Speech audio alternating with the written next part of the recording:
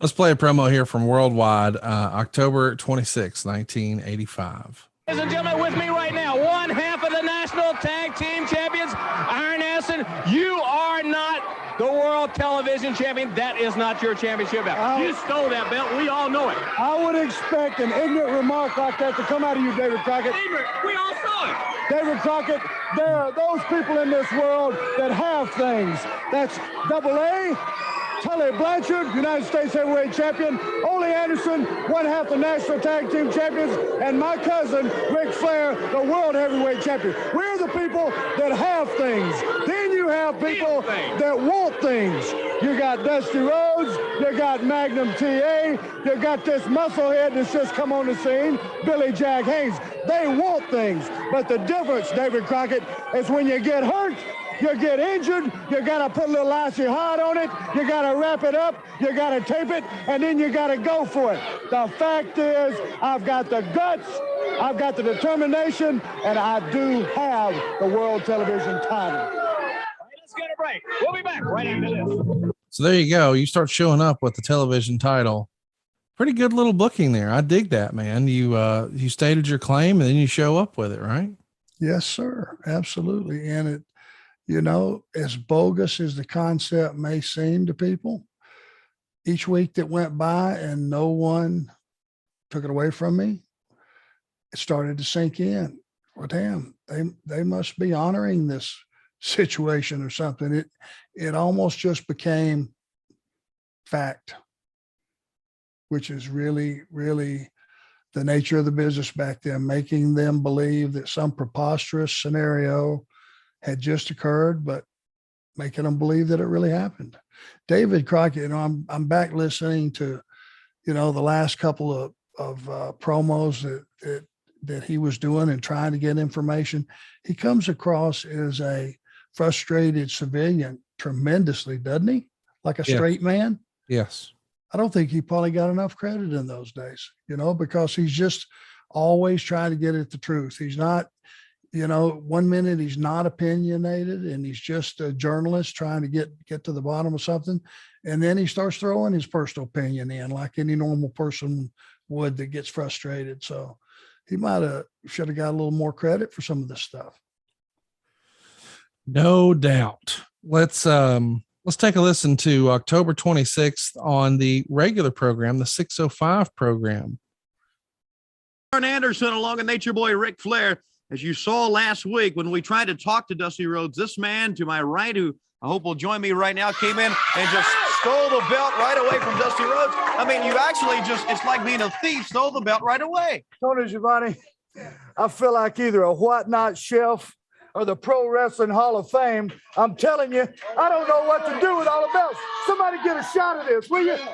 Look at the titles that I have achieved, and this one I'm especially proud of because Ole said go on out and do it on your own. Well, Dusty Rhodes, if you're not man enough to take the injuries and you're not man enough to get out here and defend this belt, then I'll do it for you, and I'll start right here today. And if you're calling me a thief, I'm going to tell you like it is.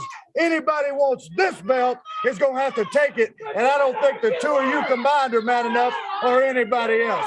You understand what I'm saying? Speaking of taking the belt, let's take a look at exactly what happened. History of professional wrestling, the left ankle, the left foot of this man right here, and we are very, very glad to see him back. We're talking about the World Television Champion, and welcoming back with me, the American Dream, Dusty Rhodes.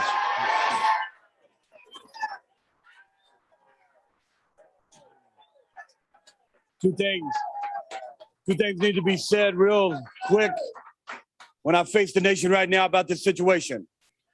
I'd like to thank all the fans that send me the many cards and letters. I'd like to apologize publicly for the dates that I'm unable to make, the bookings I'm unable to make, because it's never in my history of my career wrestling I was unable to perform. The hurt inside of me goes a lot deeper than just perform. Don't you even come out!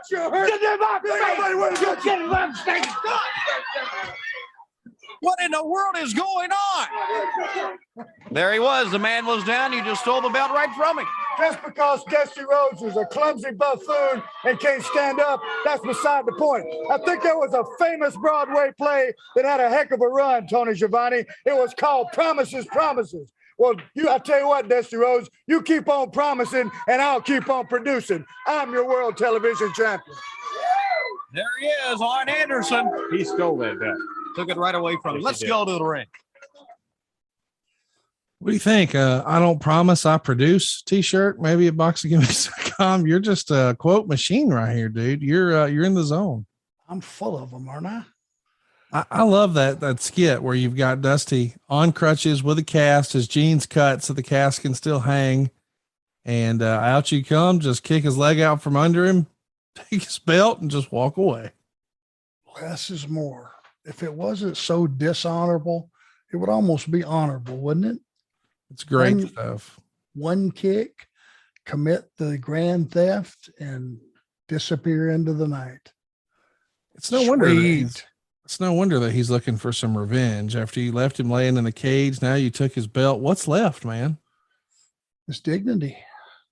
Well, Dusty Rhodes was bigger than life. Every time I saw him in a hallway or on a plane or in a restaurant or in the ring or wherever you saw him, he reeked of confidence. He reeked of being in control of the room. He had star power that just oozed out of him. So anytime you could have a rub with Dusty Rhodes, no matter what the situation was, you could bump into him, walking down the hall, you were better for it. You were elevated in the people's minds because the guy was a megastar.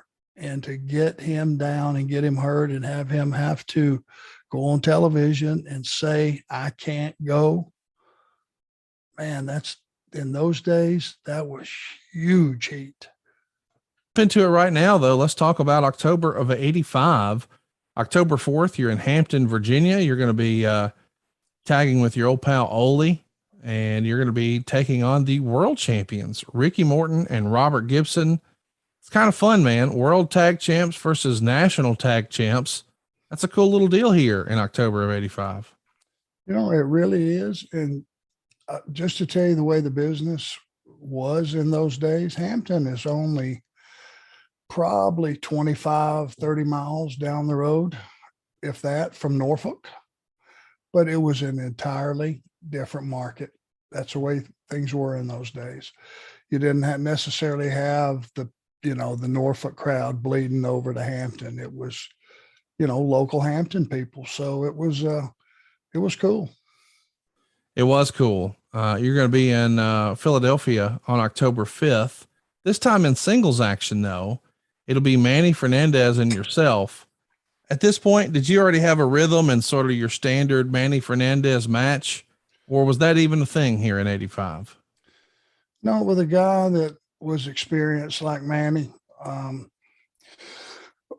excuse me, you just went to the ring and whatever the mood was, that's what the match became. And, with veterans that were seasoned and polished and, had a lot of experience, you just went out there and you just winged it. And you saw the temperature of the crowd and saw what they were buying. And with Manny, it was always very physical, and I like it that way anyway. I like something that the audience can feel and that I can feel and that Manny can feel. And so we slugged it out pretty good. And that would have been a crowd that would have appreciated it. I would imagine it would have been a split crowd. We were big baby faces, but I don't think yet in Philadelphia. I think they were just the crowd in Philly was trying to figure out who and what we were all about. And we were building a reputation, starting to anyway.